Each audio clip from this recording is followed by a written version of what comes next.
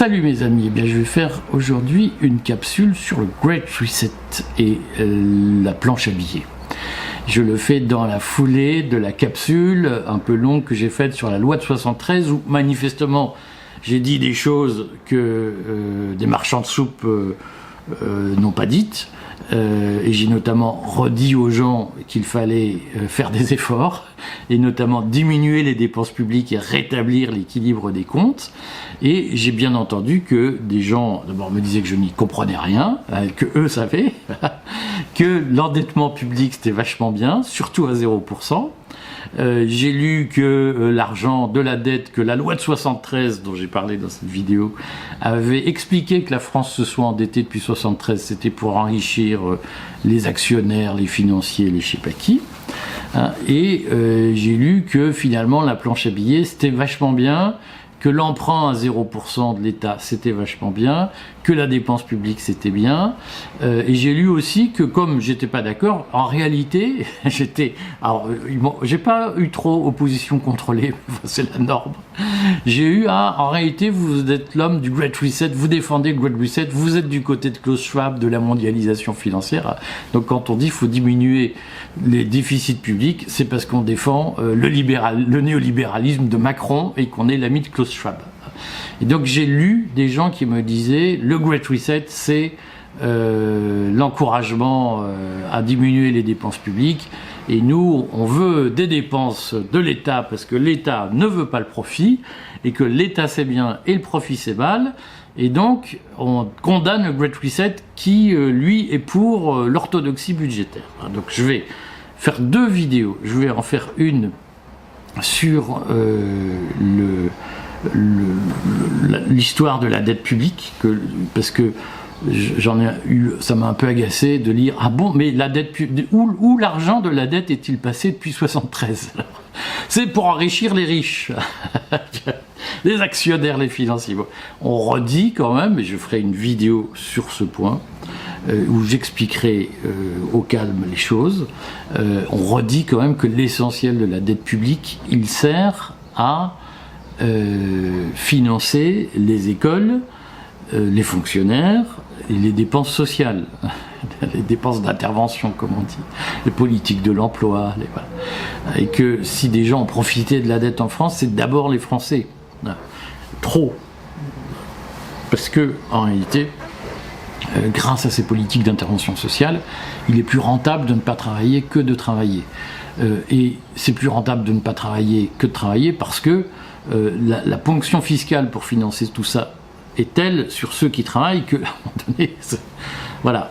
Je ferai une vidéo sur le sujet, on l'expliquera au calme, et je m'attends aussi à être insulté. Je le redis, je ghoste tous les gens qui m'expliquent, qui me soutiennent une absurdité en me disant vous êtes un con, vous n'avez rien compris, ou vous êtes l'opposition contrôlée parce que vous racontez le contraire de ce que j'ai lu dans le Parisien, voilà, et je lis des absurdités et les gens m'insultent. Je vous vire quand vous faites ça.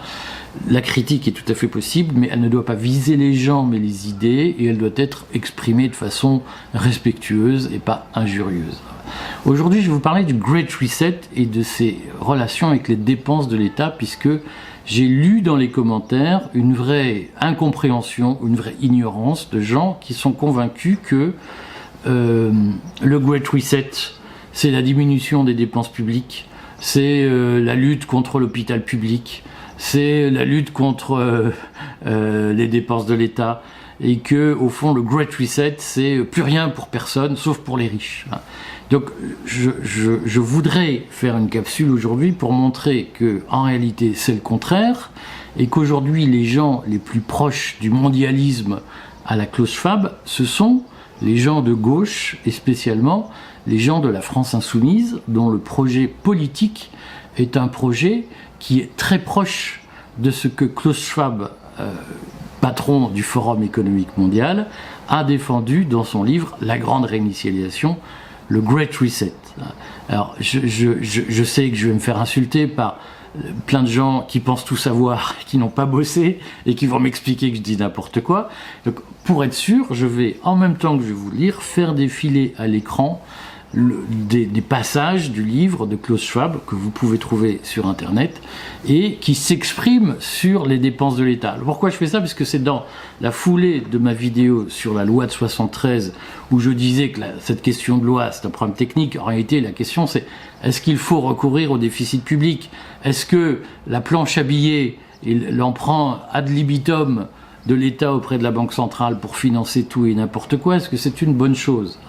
Et j'ai lu des gens qui me disent financer tout et n'importe quoi. Non, bien sûr, mais la dépense publique est bienfaisante.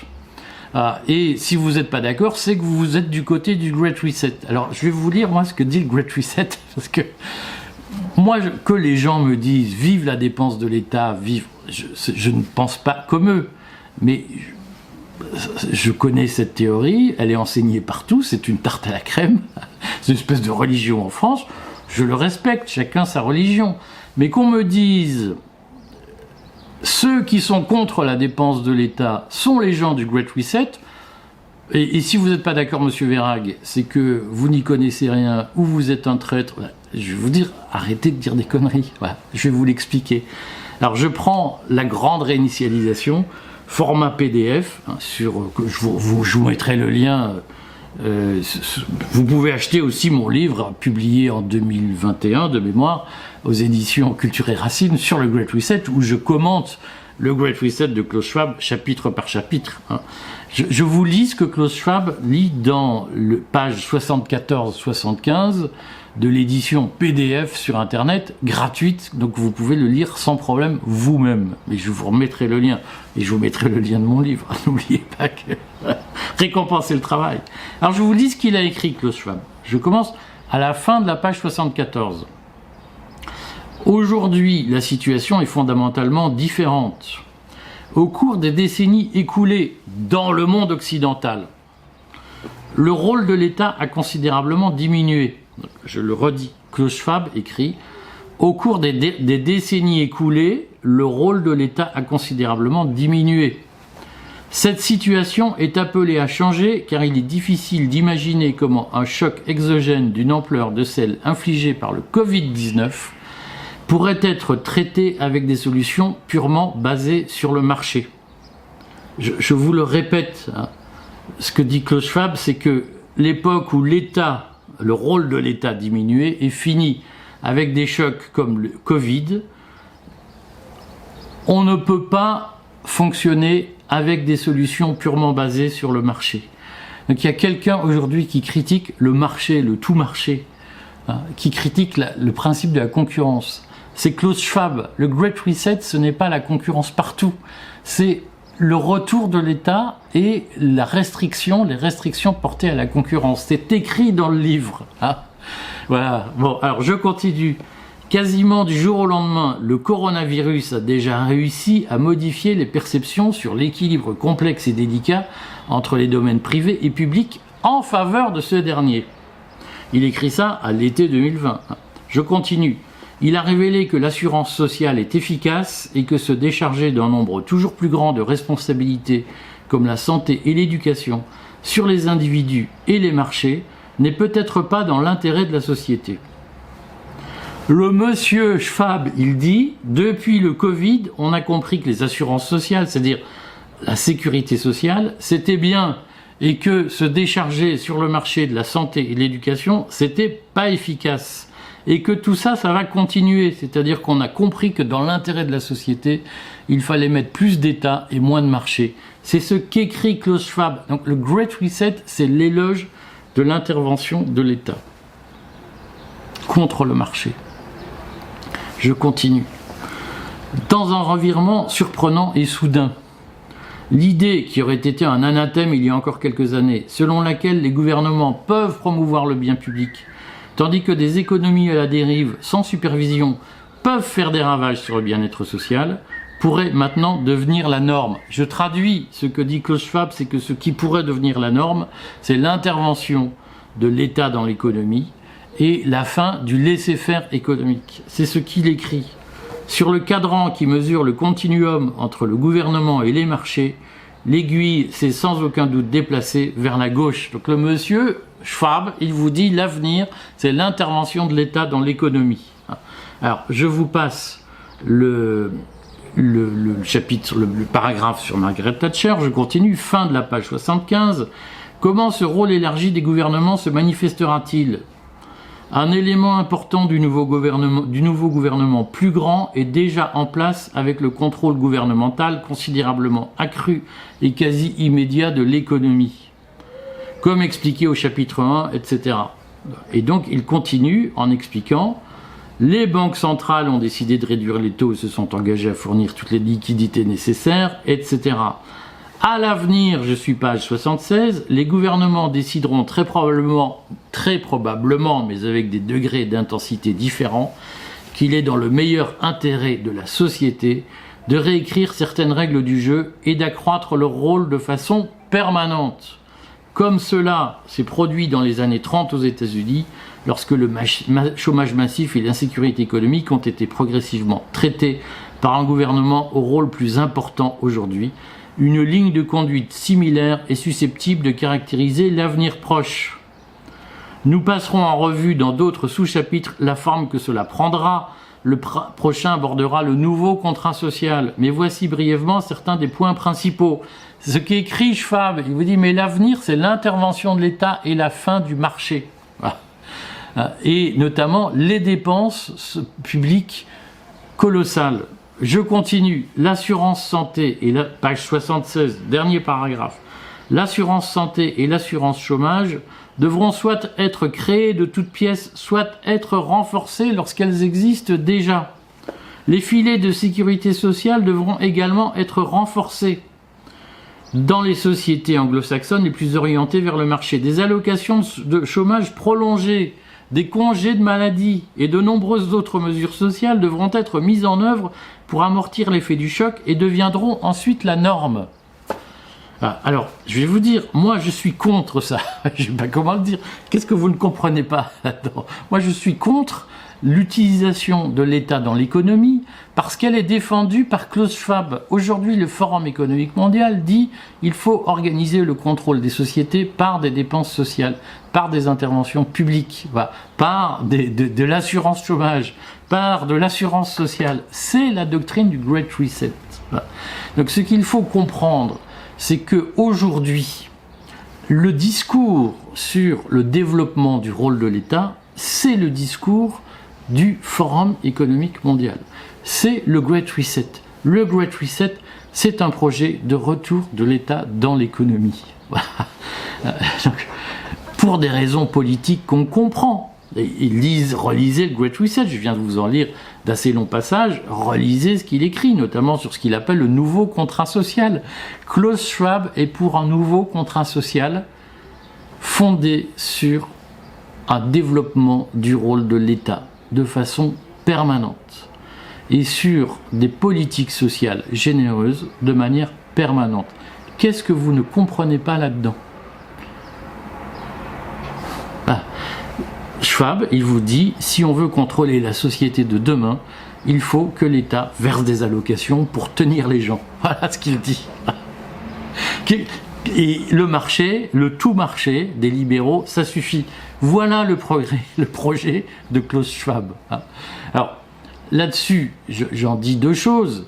C'est que, premièrement, moi je respecte les gens qui pensent comme Klaus Schwab, mais il ne faut pas qu'ils fassent les faux monnayeurs. C'est-à-dire que si vous pensez comme Klaus Schwab, n'expliquez pas que vous êtes un adversaire du Great Reset. Si vous dites aujourd'hui, je suis pour des dépenses sociales généreuses, pour l'assurance chômage, l'assurance santé généreuse, pour une augmentation des dépenses publiques, pour des politiques sociales généreuses, si vous dites ça, vous êtes d'accord avec le Great Reset. Et je le redis, moi, je vous insulte pas. Je vous dis pas, c'est dégueulasse, vous y connaissez rien. Je vous dis juste, c'est votre droit de le penser. Mais assumez que vous vous retrouvez dans le Great Reset. Assumez que vous vous retrouvez dans la grande réinitialisation préconisée par l'élite capitaliste mondialiste aujourd'hui. Vous voyez, défendre la Sécu, c'est pas défendre la gentillesse contre le marché et la finance internationale. Défendre la Sécu aujourd'hui, c'est défendre le projet mondialiste de Klaus Schwab. C'est écrit. Voilà. Alors peut-être qu'il y en a des qui vont m'expliquer c'est dégueulasse. Je ne peux pas vous inventer une réalité parallèle pour vous faire plaisir, si vous voulez. La vérité factuelle que je vous livre, je prends le Great Reset de Klaus Schwab et je lis le projet de Jean-Luc Mélenchon. Voilà. Je ne peux pas vous dire autre chose. Alors, pourquoi ? Parce que vous allez me dire, ah mais c'est pas possible, ce que vous nous dites, c'est n'importe quoi. Je vous explique pourquoi. Parce que en réalité,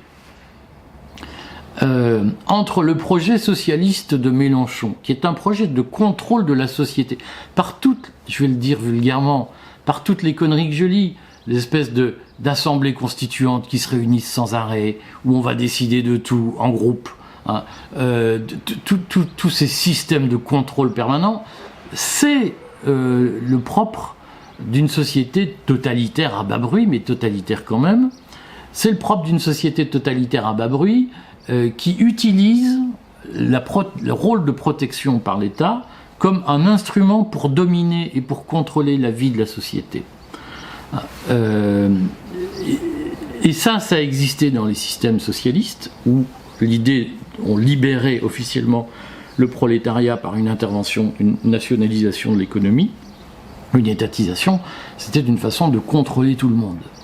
Et en réalité, entre ce projet socialiste totalitaire et le capitalisme de connivence, tel qu'il est proposé tel qu'il est choyé, chouchouté par le Great Reset, tel qu'il existe déjà dans des pays comme la France, où l'argent de l'État sert à financer les copains.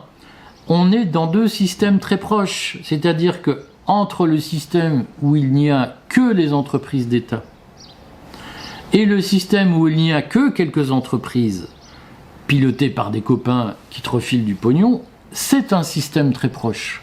Le capitalisme de connivence, comme le socialisme de Mélenchon, je vais le reformuler, le capitalisme de connivence tel qu'il est proposé par Klaus Schwab et le socialisme totalitaire à bas bruit de Mélenchon, ces deux idéologies, ces deux projets se ressemblent par la convergence d'intérêts entre les décideurs publics et les décideurs privés, et par la connivence profonde d'intérêts entre la nomenclatura publique et la nomenclatura des entreprises.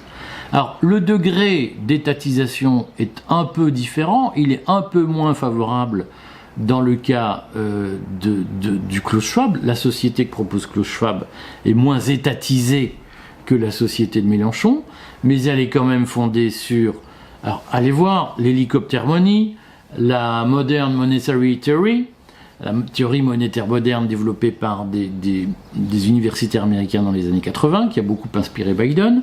La société de Klaus Schwab, c'est une société où il y a une intervention de l'État extrêmement forte, avec des allocations pour éviter que les gens se révoltent et soient heureux, hein, et qu'on garantisse un droit à la paresse d'une certaine façon, comme dirait Sandrine Rousseau. Donc ce qu'il faut comprendre, c'est qu'il y a une convergence dans ces deux visions de la mondialisation, entre le mondialisme de Klaus Schwab et ce qu'on appelle l'altermondialisme. Il y a un point commun, c'est le mondialisme et la volonté de maintenir une domination mondiale. Et Klaus Schwab a très bien compris que le principal adversaire aujourd'hui de la mondialisation, c'est la droite populiste et libérale. Et Klaus Schwab a très bien compris que s'il faut donner une chance à la mondialisation, à la domination d'une élite mondiale, elle passera par l'altermondialisme, c'est-à-dire par d'importantes concessions faites à la gauche mondialiste, la gauche mélenchoniste, sur les allocations sociales, sur on maintient les gens chez eux parce qu'ils n'ont pas envie de travailler, etc. Ce sont les deux visages d'un même projet mondialiste. Alors, l'un est un peu plus administré ou soviétique que l'autre, mais in fine, la quintessence est la même. C'est pour ça qu'il y a une telle proximité idéologique aujourd'hui entre Schwab et Mélenchon. Et donc, lorsque vous me dites, ou lorsque je lis dans les commentaires, l'hôpital public c'est bien, la santé privée c'est le profit, c'est dégueulasse, c'est le Great Reset qui veut ça, non, le Great Reset, c'est l'hôpital public. C'est l'hôpital privé est une connerie, faites des hôpitaux publics. Ça, c'est le discours de Klaus Schwab aujourd'hui. Et aujourd'hui, il y a un axe mondialiste entre les gens de gauche et les grands capitalistes de ce monde. Et cet axe mondialiste, il passe par des politiques sociales. Le Great Reset est un projet de réconciliation entre Mélenchon et la finance internationale. C'est un peu simplifié, mais à peine. Je vous explique ce que moi je propose là-dedans. C'est que, personnellement, ce qui me gêne dans le projet mélenchoniste comme dans le projet de Klaus Schwab, c'est pas ces histoires de finances, bien entendu que ça me gêne, mais c'est pas ça le sel. Ce qui me gêne dans le projet mélenchoniste comme dans le projet davosien, c'est que ce sont d'abord des projets mondialistes ou internationalistes, et deux, ce sont des projets verticaux, c'est-à-dire qu'il y a une élite qui prend des décisions. Dans le cas de Schwab, ce sont les possédants. Dans le cas de Mélenchon, c'est l'avant-garde révolutionnaire de ses copains, Corbière et autres, qui arrivent au pouvoir, Bompard et autres. Et ces mecs-là, ils vont vous dire comment vous devez faire, comment vous devez boire votre café le matin, quelle voiture vous devez acheter, et ce que vous avez le droit de manger ou pas, parce que la viande c'est ceci, le truc c'est cela, etc. Voilà. Ce qui me gêne, c'est que Mélenchon comme Schwab sont porteurs d'une vision de la société qui est gouvernée par le haut, et où les libertés individuelles, les libertés publiques individuelles, sont combattues parce que dangereuses et échappant au contrôle de la caste. C'est ça qui me gêne. Moi, je suis pour une société organisée spontanément par le bas. Ça ne signifie pas qu'on supprime l'État, ça ne signifie pas qu'on supprime la police, ça ne signifie pas que c'est l'anarchie. Ça signifie qu'on ne maintient l'activité de l'État que pour ce qui est strictement nécessaire. Et moi, là-dessus, maintenir l'activité de l'État, ça ne doit pas être fait au rabais. Il faut que l'État, lorsqu'il intervient, soit un État fort, respecté et bien équipé, si vous voulez. Voilà, donc il faut que la police elle ait des voitures efficaces, des armes efficaces, et que la police soit respectée lorsqu'elle intervient. Je n'ai pas de problème là-dessus. La question, c'est est-ce qu'on a besoin de l'État pour faire autre chose que du régalien, comme on dit ? Voilà. Et je constate que ceux qui disent aujourd'hui oui, on a besoin d'un État qui s'occupe d'autre chose que du régalien, ceux qui le défendent aujourd'hui, ce sont les gens de Davos, comme les gens de Mélenchon. Ça me pose un problème. Voilà. Et je le redis, ce n'est pas contre les personnes, c'est une question de vision de la société. Moi, je suis pour que la société puisse s'organiser dans des espèces de cellules locales, spontanées, et que personne ne vous dise comment la société doit organiser. Il faut laisser la société s'organiser elle-même chaque fois qu'elle le peut. Voilà. Il doit y avoir un principe de proximité et d'organisation au plus près du terrain, et avec le moins de chefs et le moins de bureaucratie possible. Donc je l'explique, je détaille ce projet dans le livre que je suis en train d'écrire. Je le détaille sous toutes ses formes, c'est-à-dire non seulement dans la vie quotidienne, mais aussi sur les questions de monnaie, sur les questions de finances publiques, sur les questions d'école, sur les questions de santé, de protection sociale.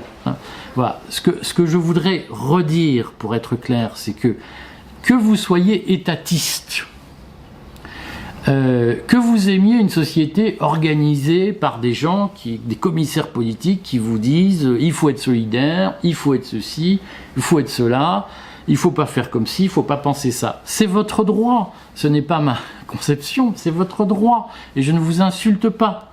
Ce que je dis juste, c'est ne vous faites pas passer pour ce que vous n'êtes pas.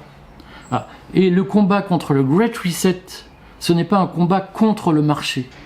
Le Great Reset est un projet de recul du marché. Le Great Reset est un projet d'étatisation. Et donc, lorsque vous défendez l'étatisation, lorsque vous dites le marché doit être corrigé, le marché ne peut pas tout, le profit c'est pas bien, tout ça c'est dans le Great Reset de Klaus Schwab. Alors, je vais être un peu désagréable, je pense que beaucoup de gens de gauche aujourd'hui sont les idiots utiles de Schwab. C'est qu'ils ne comprennent pas que leur discours contre le marché, contre la concurrence, contre le secteur privé, est un discours qui sert les intérêts de la caste mondialisée. Je pense que vous n'avez pas compris que le projet de la finance internationale, c'est de sauver ses profits en utilisant les États. Et que plus vous défendrez l'État, plus vous servirez la finance internationale en croyant la combattre. Renseignez-vous sur ce que la finance internationale écrit. Lisez les livres. Faites cet effort, s'il vous plaît. Vous n'êtes pas obligé d'acheter mon livre, mais lisez au moins le livre de Klaus Schwab qui est gratuit. Et vous allez vous apercevoir que très souvent, les commentaires haineux que je lis contre le marché, contre la libre organisation de la société et contre l'initiative privée, vous allez vous apercevoir que vous êtes très proche de la pensée de Schwab et de la pensée de Davos. Voilà ce que je voulais vous dire. Et donc, demandez-vous pourquoi ceux qui vous disent emprunter à 0%, les dépenses publiques, l'État, c'est vachement bien, pourquoi ils vous font croire qu'ils sont contre la mondialisation alors qu'ils en sont les agents. Demandez-vous pourquoi. À bientôt. Je fais une capsule sur l'histoire de la dette publique. Merci mes amis.